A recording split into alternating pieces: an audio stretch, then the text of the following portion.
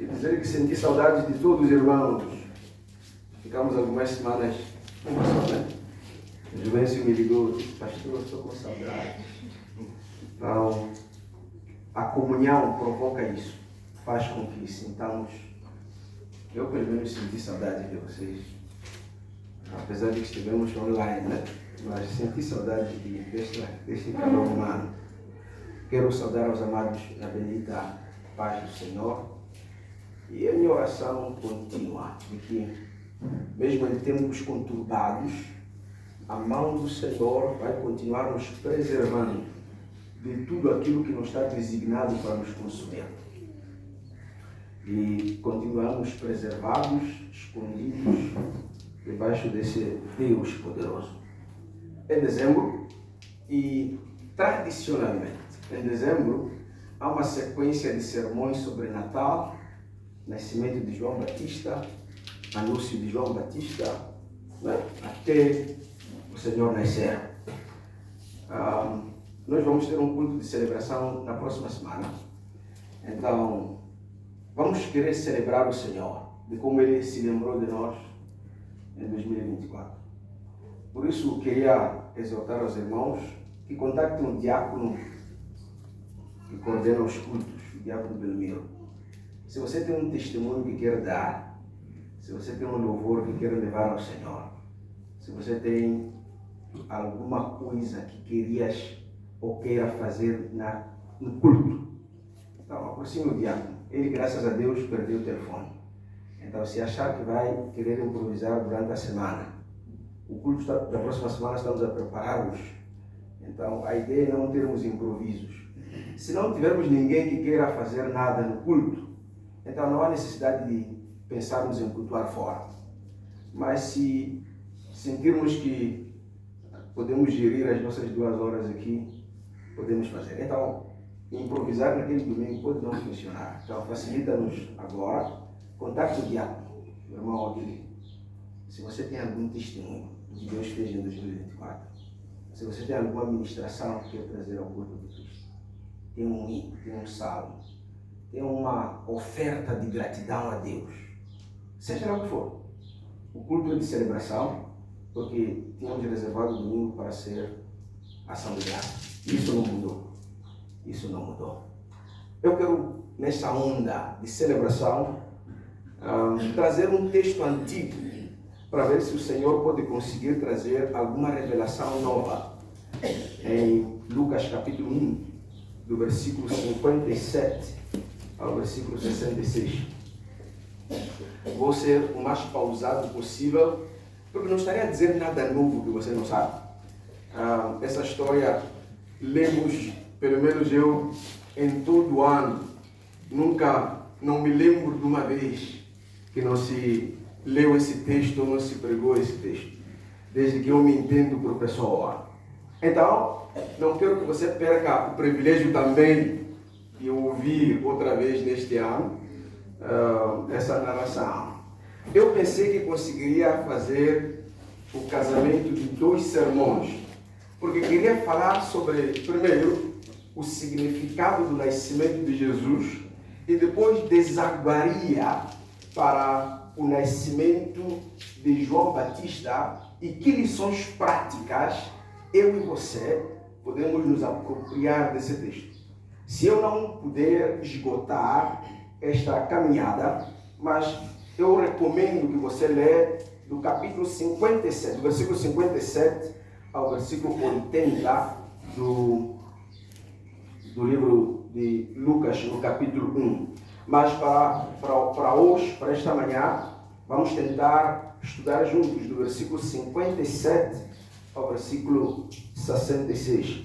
A partir do versículo 67 abaixo é o Benedictus, que é a canção que é feita por Zacarias em resposta do feito tremendo da parte de Deus para a sua vida. Vamos ler o versículo 57. Ao se completar o tempo de Isabel dar à luz, ela teve um filho.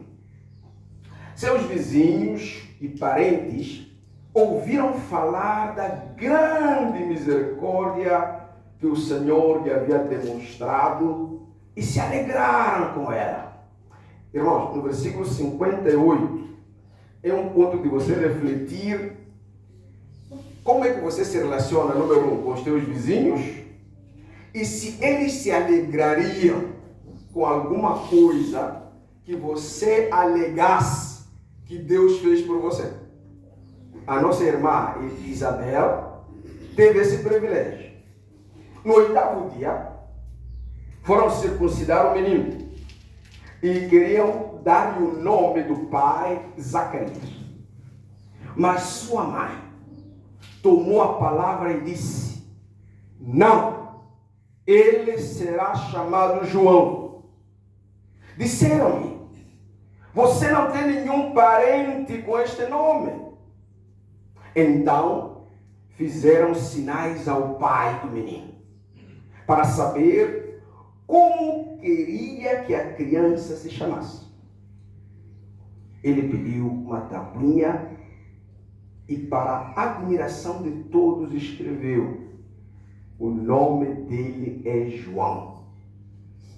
Imediatamente, sua boca se abriu, sua língua se soltou e começou a falar, louvando a Deus. Todos os vizinhos ficaram cheios de temor. E por toda a região montanhosa da Judeia se falava sobre essas coisas. Todos os que ouviam falar disso se perguntavam: o que vai ser este menino? O que vai ser este menino?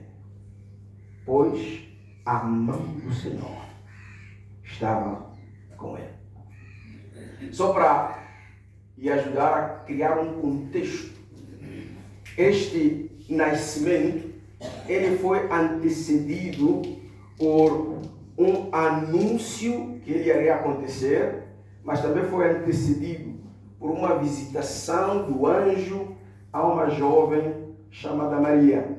E quando ela interage com Jesus, quando o anjo interage com Jesus, o anjo comunica que há um filho que irá nascer através dela.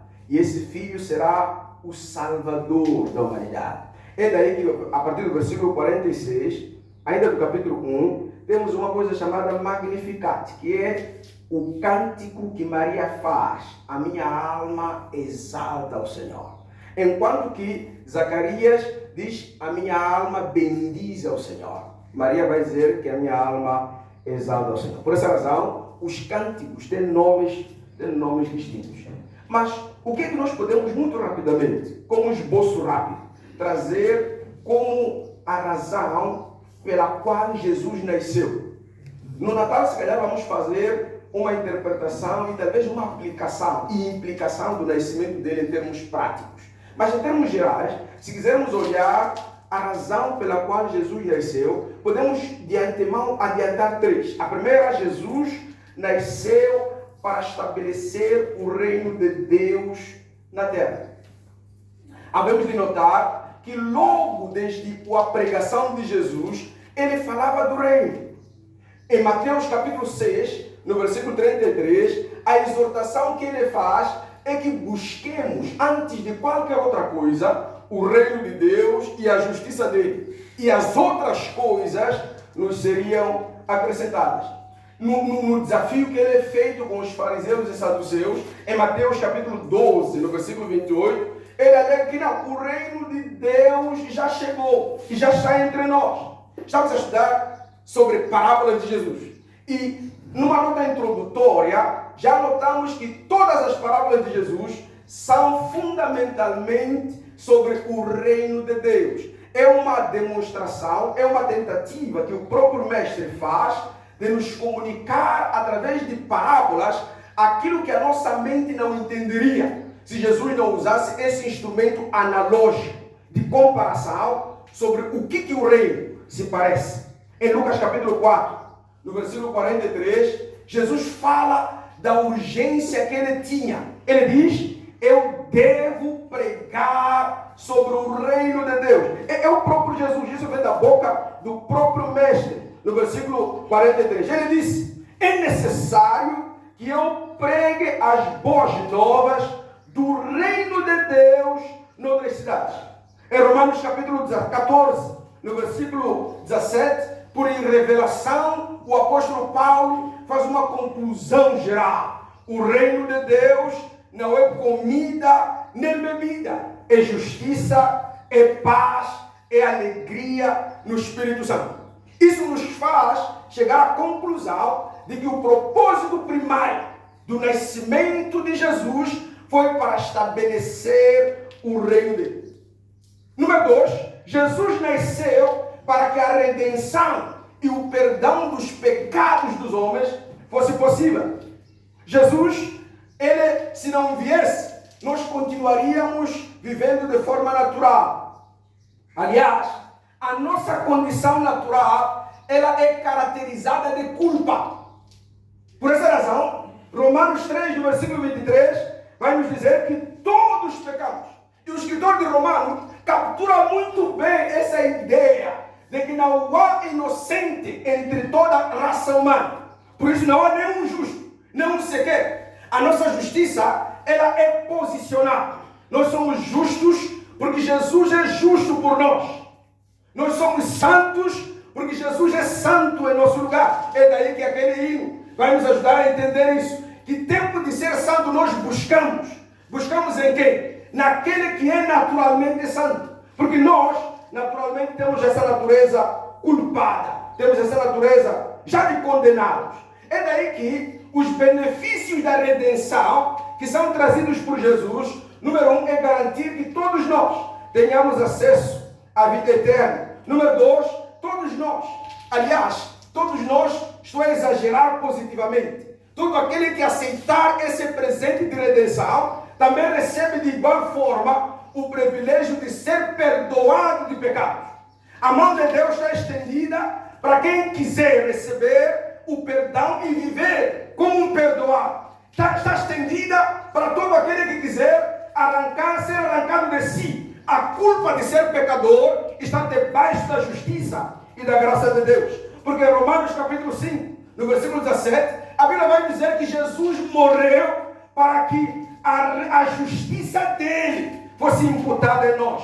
Liberdade da lei da maldição fosse atribuída a nós. A adoção, a sermos feitos filhos de Deus, fosse registrada nos anais celestiais em nosso favor. A libertação da escravidão do pecado fosse uma possibilidade para todos aqueles que abraçarem este presente de Deus para nós. Mas acima de tudo, Jesus nasceu e nos trouxe redenção para que a paz de Deus se tornasse uma coisa outra vez natural para todos nós.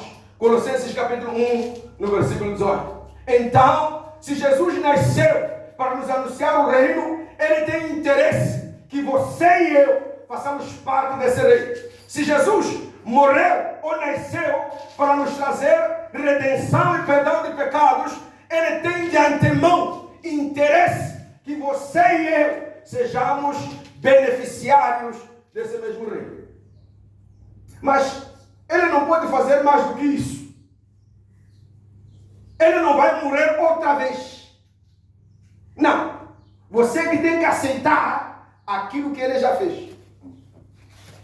Se você não é membro desse reino, você tem que se inscrever. O que é redenção? Só talvez desconstruir esta palavra que parece ser um pouco complexa. Redenção é ser perdoado, é ser feito santo, é ser justificado, é ser liberto, é ser adotado. É um ato da generosidade de Deus que nos traslada de sermos escravos para sermos livres. E esta é a conotação do conceito original. É daí que no Antigo Testamento, o próprio escritor de Deuteronômio, por exemplo, se formos a ver capítulo 7, no versículo 8, diz que nós fomos remidos, não sei se a palavra vai ser redimidos ou remidos, mas uma vez que temos Bíblias, podemos ir muito rapidamente. No capítulo 7 de Deuteronômio, no versículo 8. Esta é uma conotação, é uma expressão que o escritor de Deuteronômio faz menção à condição outrora vivida pelo povo de Israel. No versículo 8, diz, mas foi porque o Senhor os amou. Então a redenção, ela é provocada pelo amor de Deus. Lembra outra vez, Romanos capítulo 5, no versículo 8, vai dizer o quê? Que enquanto éramos pecadores, é assim que conhecemos o amor de Deus. Então o amor de Deus é a condição fundamental para o perdão dele, para a remissão dele. Ou seja, não é porque você é elegante que Jesus veio por você. Não é por isso. É por causa dele que você vai para ele. Isso é importante entendermos por quê. Para cairmos naquele nosso ego de que não, eu sou importante, por isso Jesus moveu montanhas, moveu mares, só para me encontrar. Há uma música assim também, né? Não, quem é você? Não, quem sou eu? Eu era qualificado para ser lenha no inferno. O que estava reservado a mim era a condenação eterna. Mas o amor dele compeliu que ele se matasse em meu favor. Então, não é por causa de você, não é por causa de mim, é por causa dele mesmo. Isso é importante, porque sempre vai nos tornar humildes e na perspectiva de que não, eu não sou aqui todo aquele pacote que me acha. Não, não. É por causa dele. É por causa dele. Foi o amor que ele teve por nós. Por causa do juramento que ele fez, ainda no versículo 8. Aos seus antepassados, companhia Abraão, companhia Jacó.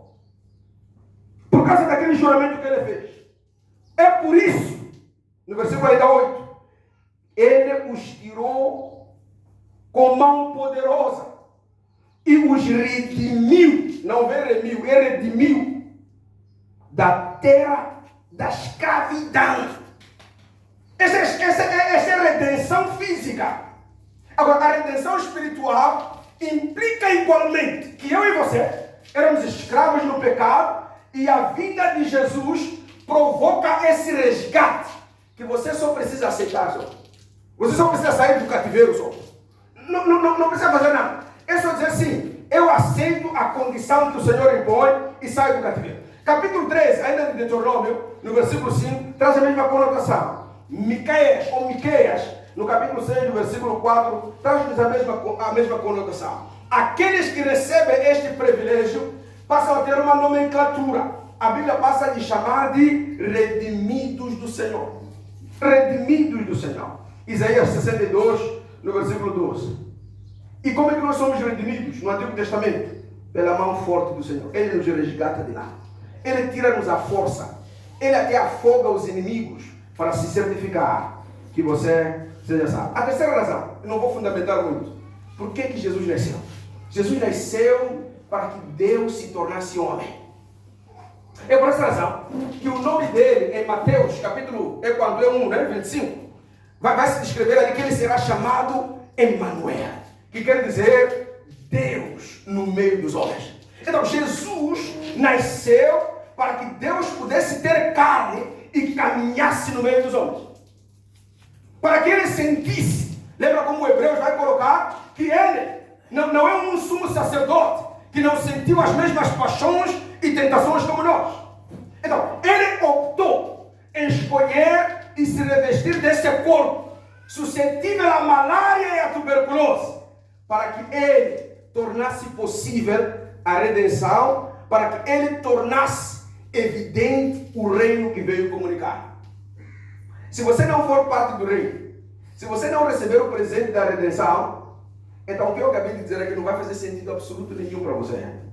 E o Natal vai ser sempre uma época em que a maior preocupação é qual é a roupa nova que devo comprar, qual é o frango que devo procurar comprar, qual é o mais acessível. A tua preocupação vai ser celebrar uma festa, sem a razão do celebrante da festa estar presente. Aliás, essa é a infelicidade do nosso Natal. Celebramos aniversário ou alguém, uma figura, em que ele nem faz parte central dessa mesma celebração. É daí que é importante nos lembrarmos que se eu ainda não sou parte desse reino, o Natal ainda é um desperdício. Se eu ainda não recebi esse presente, eu ainda continuo escravo do pecado. eu ainda continuo escravizado, um porco acorrentado. Eu ainda não conheço esse Cristo que se tornou Deus no meio de nós. O meu tema para esta breve exortação, eu estou a olhar o meu tempo ali. Não sei se vamos terminar, mas vamos caminhar. O meu tema, se quiser colocar um tema no que eu vou trazer aqui como uma exortação breve, é o bebê maravilha. O bebê maravilha. Eu gostei desse bebê. É um bebê maravilha. O bebê maravilha. Não estou a criar esse tema para ser sensacionalista ou longe disso. Mas foi o meu entendimento na meditação desse texto. Eu cheguei à conclusão de que este bebê, chamado João, tem tudo para lhe qualificar como sendo o bebê maravilha. Então, se você quiser, pode colocar aí como tema, João, 2 pontos, o bebê maravilha.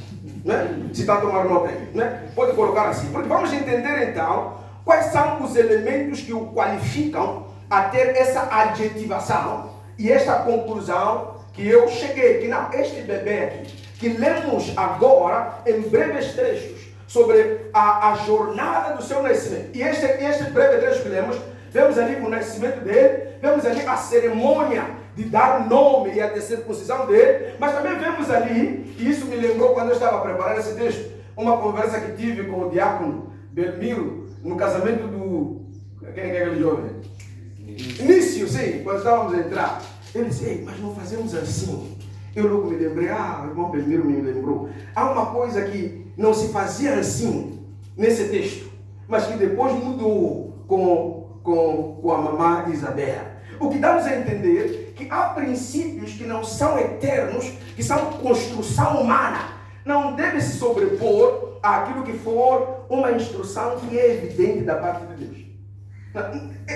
Se falharmos aí, irmãos, vamos sempre construir argumentos muito inteligentes, mas sem competência de produzir eternidade em nós mesmos. Sem competência de produzir valor que agrega a eternidade em nós mesmos. É daí que vamos ver, muito rapidamente, esse texto e ver o que o Senhor pode nos trazer ali, do versículo 57 ao versículo 66. Muito material no capítulo 1 de Lucas é exclusivo. Você não vai encontrar em nenhum outro evangelho grande parte do que Lucas no capítulo 1 narra. É só ele que narrou. A saudação que ele faz ao doutor Teófilo, por exemplo, no versículo 3, é exclusivo aqui e talvez no livro de Atos, que não é um evangelho. Mas vemos também que não há outro registro que é feito sobre a promessa do nascimento de João Batista. Não há em nenhum outro lugar escrito o anúncio do nascimento de Jesus a Maria, da descrição que é feita em Lucas. Não temos em nenhum outro evangelho a descrição da visita quem visita quem? Quem visitou a quem aqui? Essa é a vantagem de termos lido esse texto várias vezes como eu também, né? Então não há como eu inventar nada aqui, não é? E por essa razão que esses textos históricos são muito difíceis de interpretar. O que é que se diz à igreja? É só lermos depois direm assim que a palavra de Deus diz, né? E sentarmos. Mas aí estaremos a ser muito redundantes e acharmos que a palavra de Deus se fecha em ciclos. É nesse texto, é nesse livro, no capítulo 1 somente, que o nascimento e a narrativa de João é encontrado. Em nenhum outro se fala do nascimento de João Batista. E vamos entender então, por que é crucial estudar o nascimento de João Batista?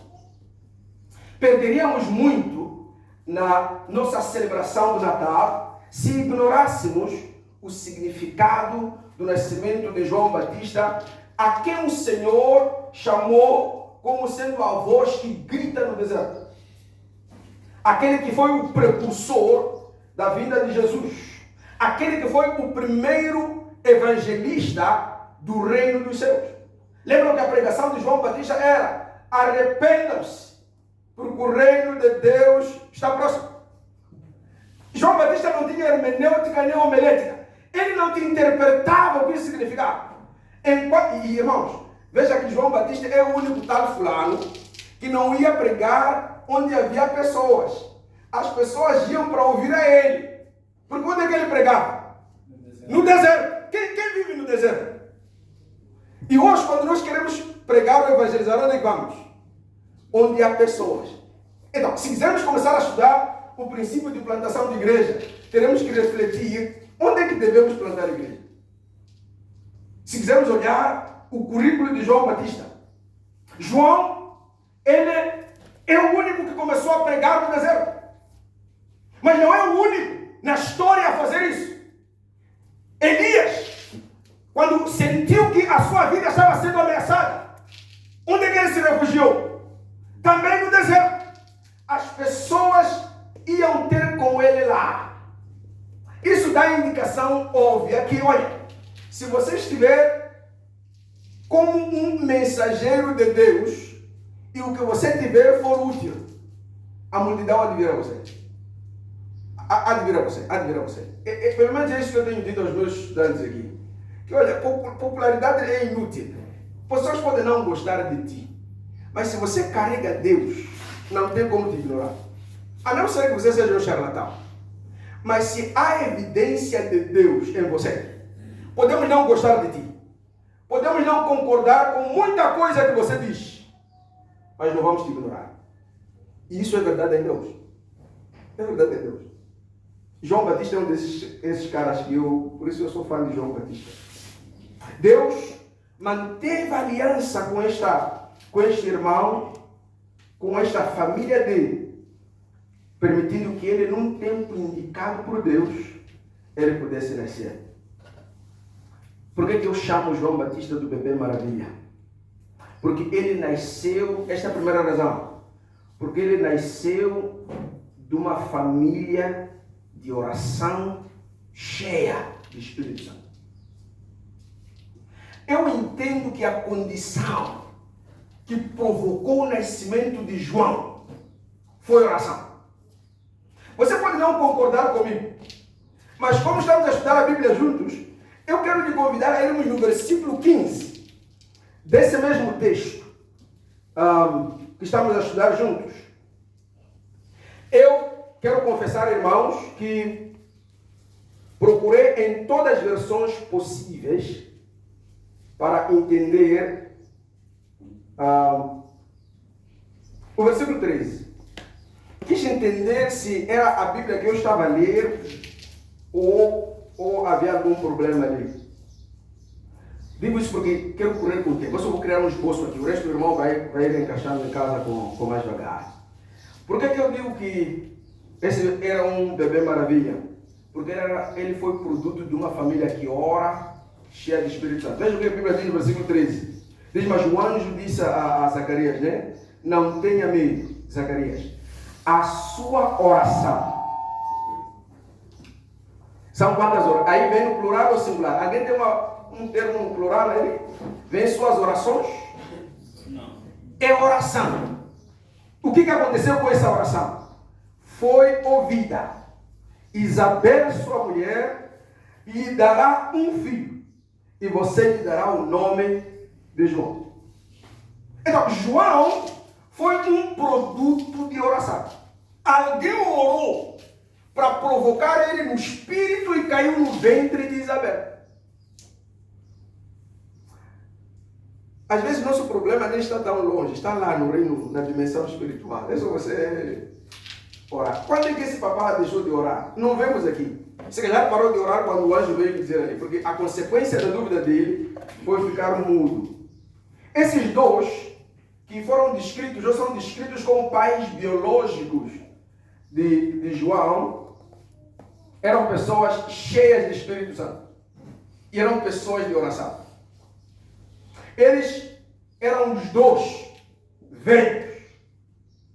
Isabel estava na idade da menopausa. Ela já não via aqueles regimes dela. Já tinha acabado. O vovô Zacarias, tal como Abraão, já estava sem muito vigor. Então, a dúvida de Zacarias é uma dúvida física. É uma dúvida natural. Por quê? Porque sobre todos os prismas não havia condições de concepção. Mas ele esquece que para Deus não há nada que seja impossível. Eu não sei se isso é uma lembrança ou é um encorajamento para alguém, porque sabem o que o nome dele significava? Que Deus se lembra. E não é coincidente que estamos num ano de divina lembrança. Deus se lembrou de atender a oração de Zacarias. Mas vocês podem imaginar o que Zacarias foi sofrendo até envelhecer? Como é que alguns de nós podemos não estar entendendo o que eu estou a dizer aqui, mas como é que você, sendo homem de Deus, prega sobre verdades de um Deus, principalmente da União Batista, sobre capacidade de provisão de um Deus, enquanto a sua própria vida é um espetáculo dessa ausência de uma provisão desse Deus? Como é que você correlaciona isso? Estava vendo o constrangimento que Zacarias estava a ter? Quantas pessoas não vieram a ele e disseram: oh, homem de Deus, se ao menos nos impuseres as mãos, a concepção de um filho seria um presente que agradeceríamos para sempre da parte de Deus. E como sacerdote ele teve essa obrigação. Mas enquanto havia nele uma ferida que não se podia sarar. Às vezes eu falo com alguns dos meus filhos, sabe, que essa coisa de estarmos a ambicionar ser pastor, se entendêssemos, ninguém ia querer estar aqui. Mas qual é o apetite de estar aqui? É o aparente glamour. Você acha que é bom eu vir aqui pregar a palavra de Deus e um crocodilo sair me insultar porque eu preguei a palavra de Deus? Eu escolhi isso. É justo. Não acham que Zacarias foi vítima da própria circunstância dele? Quantos pastores da União Batista estão a viver de forma terrível? E somos nós, congregação, que meia volta falamos: aquele nem parece pastor, nem parece que tem mãos, é pastor dom. Eu não acho que foi diferente do meu colega, do pastor Macário Zacarias. Não foi diferente. Não foi diferente. Jesus não esteve na cruz uma vez e disseram: se você é filho de Deus, desce e também me ajuda a descer. E quem estava a dizer isso? Era um condenado como ele. Não é diferente. Não é diferente. Não estou a falar isso como um pedido de diminuir os teus insultos. Não, aumenta mais. E nós só vamos continuar a fazer aquilo que Deus nos chamou para fazer. Né? Você estava lá quando nos chamou? Então fala à vontade. Há um irmão que queria me contar fofoca um dia. Ele disse: não, irmão, deixa lá. Aquele irmão ali, eu por estar atrás, está a ver o que estamos a fazer. Se ele estivesse adiante de nós, estaria atento a olhar para trás do que estamos a fazer? Não, deixa lá ele ainda apreciar o que está acontecendo. Quero só dizer que eu não ouço o que se diz. Graças a Deus. Né? Por isso não. Mas Zacarias ouvia. Zacarias ouvia. Por que eu acho que ele ouvia? Porque quando a esposa ficou grávida, ele mudou de residência. Porque não queria uma situação em que pessoas apontassem a esposa dela. Quem é aquela? É aquela velhinha que engravidou. Não queria ter essa ideia. Não queria ter essa ideia. Isto é maravilhoso. Por quê? Só estou a resumir meu esboço aqui por causa do nosso tempo. Se calhar no próximo ano vamos ter um pouco mais de tempo. O que eu aprendo com Zacarias, irmão? Se calhar isso pode ser para alguém nesta manhã. A sua condição não é impedimento para Deus fazer aquilo que homens acham que é impossível. Menciona lá uma coisa impossível. Diga lá aí, se ele não vai mudar. Era possível Zacarias engravidar sua esposa? Não. Isabel teve filho? Sim. Estamos a ler Deus. A sua oração. Eu quero desafiar a você para ir fazer essa pesquisa junto comigo. Eu procurei em todas as versões e todas as línguas que eu sei ler. A palavra oração está no singular. A sua oração, ela foi ouvida no singular. Quem era Zacarias? Era o sacerdote. Quem era Elizabeth? Descendente de Arão. A Bíblia diz que eles eram justos diante de Deus, aos olhos de Deus. E é isso que importa mais, sabe? Que nós hoje temos um cristianismo fingido. Um cristianismo que tenta atrair aplauso de homens em público, mas secretamente você é um tambor vazio. Zacarias e a esposa estavam mais preocupados a serem úteis em Deus do que receber aplauso do povo.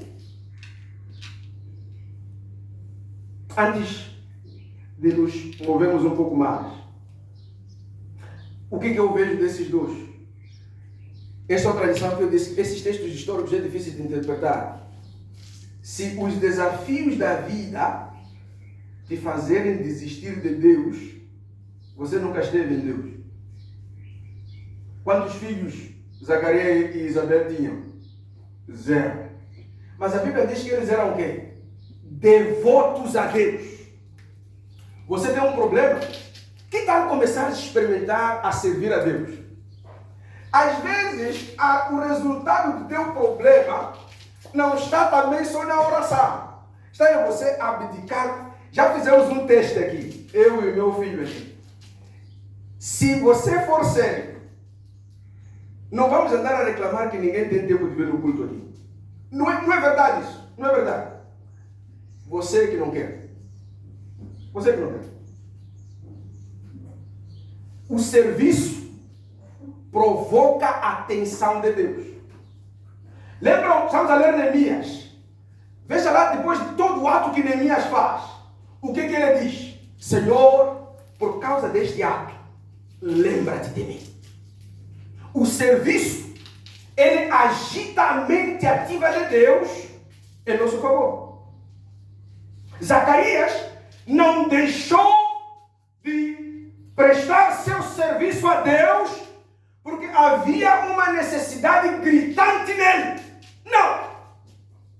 O que você... Eu tenho um irmão, sim, deixa eu chamar assim para você não saber quem é, que diz que está nervoso com Deus, porque está a procurar emprego e não está a encontrar. Já não vê aqui.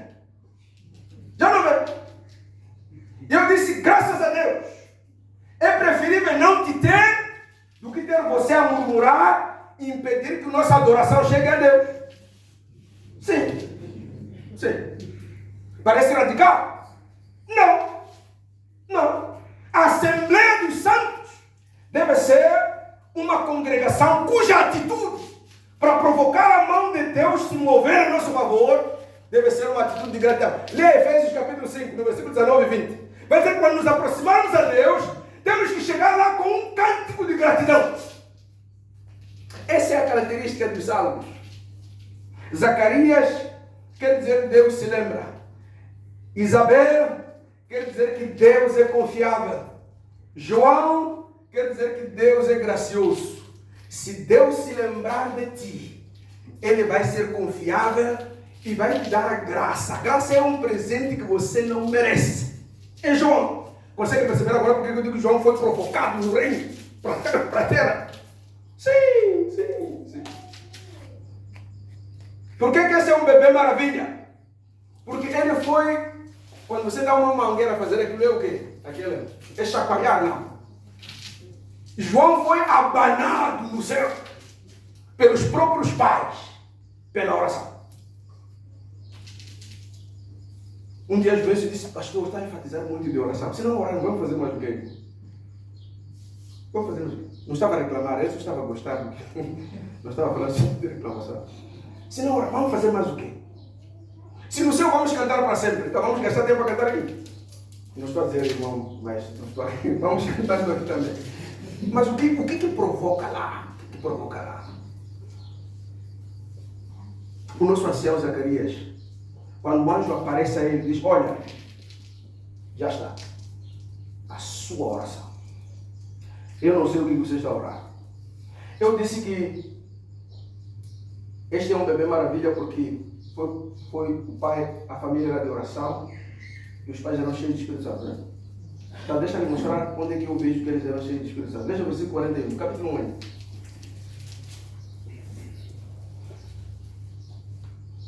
Há uma visita que Maria faz a Isabel. E você tem que entender aqui que Quando você é cheio do Espírito Santo, há coisas que você faz que você não faria se não tivesse o Espírito Santo. O versículo 41 diz: quando Isabel ouviu a saudação de Maria, ela já estava grávida. O bebê agitou-se no seu ventre. E o que aconteceu depois? Isabel ficou cheia do Espírito Santo. E o resultado deste enchimento do Espírito Santo foi profecia. Ela profetizou: bendita é você entre as mulheres. Bendito é o filho que você dará. Profecia é sempre produto de saturação de Deus em seus filhos. Zacarias também profetizou. Mas profetizou porque estava cheio do Espírito Santo. E ele profetizou sobre quem? Sobre seus próprios, sobre o seu próprio filho. Veja o versículo 67. Ainda no mesmo capítulo 1. Seu pai Zacarias ficou cheio do Espírito Santo. E o que ele fez? Profetizou. E qual foi a profecia dele? Benedictus, etc, etc, etc. É assim como os anglicanos começam a oração dele. Através do cântico de Zacarias. Pais que oram, cheios de Espírito Santo. Como esse não ser um bebê maravilha? A evidência de que você está cheio do Espírito Santo, amados, é o que sai da sua boca. É o que sai da sua boca. Há uns irmãos nossos pentecostais que dizem que você tem que falar uma nova língua. Babaju, falaste disso, não é? Dom de línguas. Só que você foi civilizado na tua construção. Você falou de idiomas, mas também falaste de línguas estranhas da outra vez. Então, os nossos irmãos pentecostais não acham que é a competência de interpretar idioma. Não. É a competência de ser em você desbloqueada uma língua incompreensível. Não é? Mas Paulo vai nos dizer que sim, isso é possível.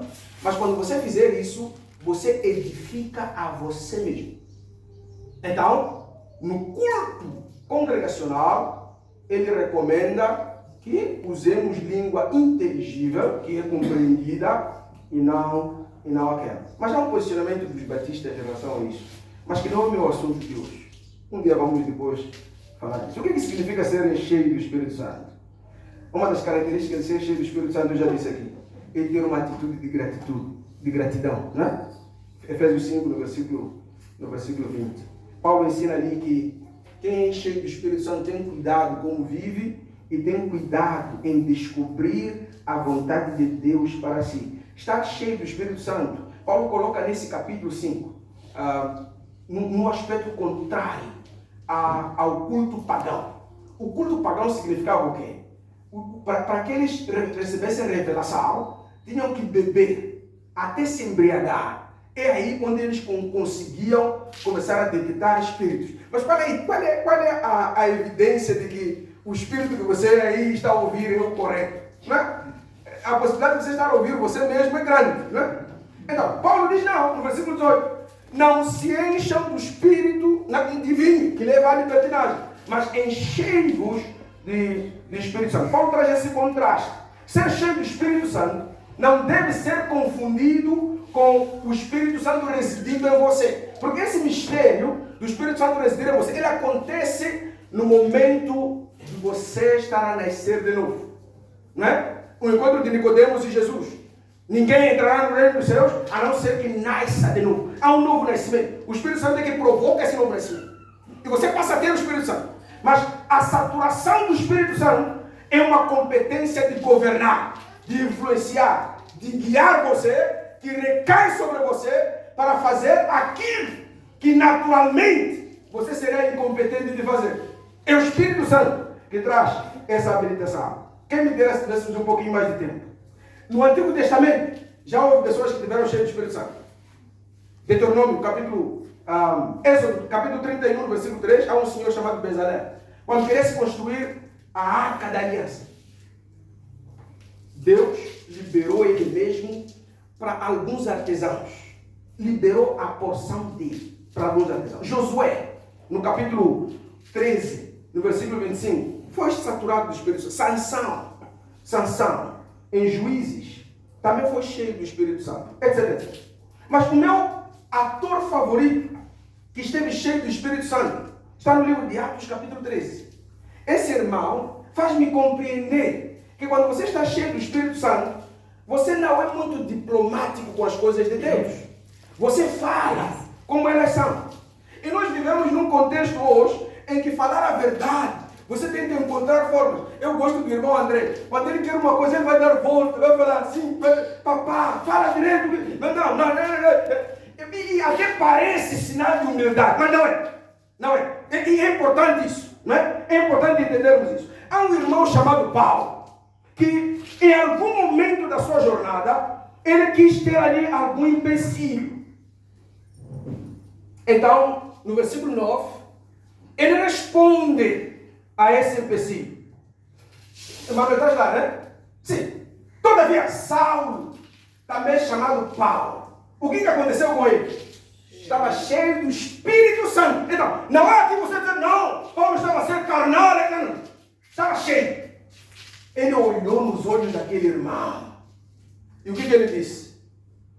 Oh, filho do diabo. Eu gosto de Paulo. Chamou ele de outra coisa aqui. Papá, filho do diabo. Ele não parou ali. Você está saturado de engano. Você é mau. Você é inimigo de tudo que é justo. Não vai cansar de perverter os caminhos retos do Senhor.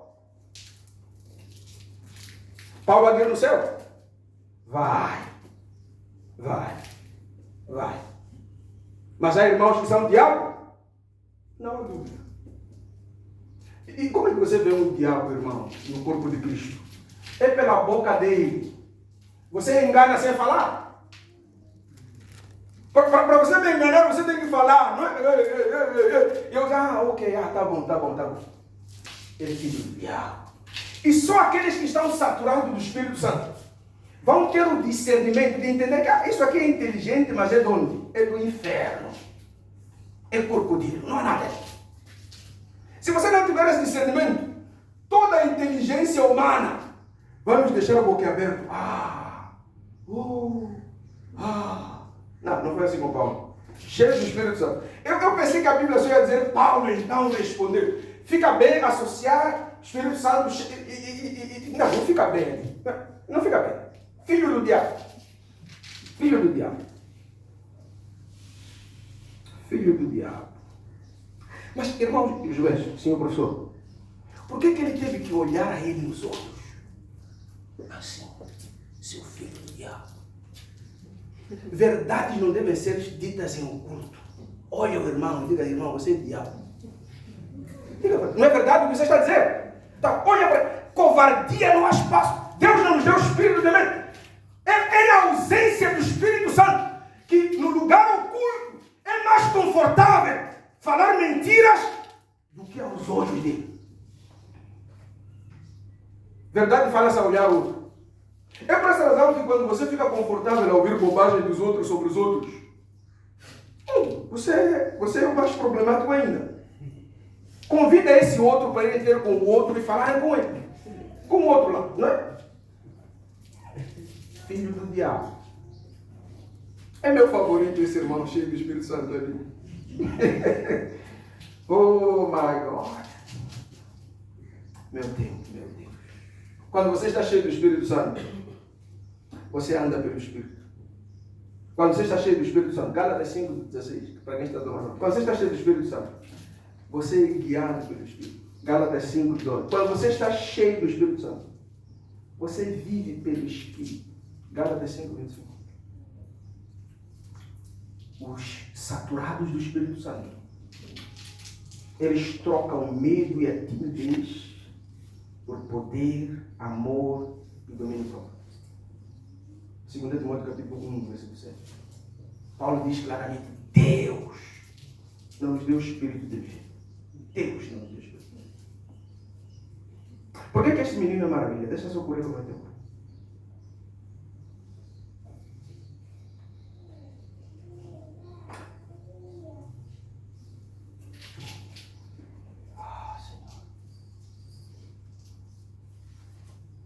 porque ele mesmo já estava cheio do Espírito Santo. João Batista estava cheio do Espírito Santo antes de nascer. Ele não teve Espírito Santo depois de nascer. No ventre da sua mãe, ele já estava abundante lá. Ele é um menino maravilha. Isso não é óbvio, porque quando ele foi provocado, ele veio já com um pacote completo. Mas deixa eu trazer aqui uma questão que pode ser um pouquinho difícil interpretarmos no nosso contexto. É por causa do meu tempo. Eu não vou ter a oportunidade de voltar a esse sermão outra vez. Mas deixa só fechar, só para encontrarmos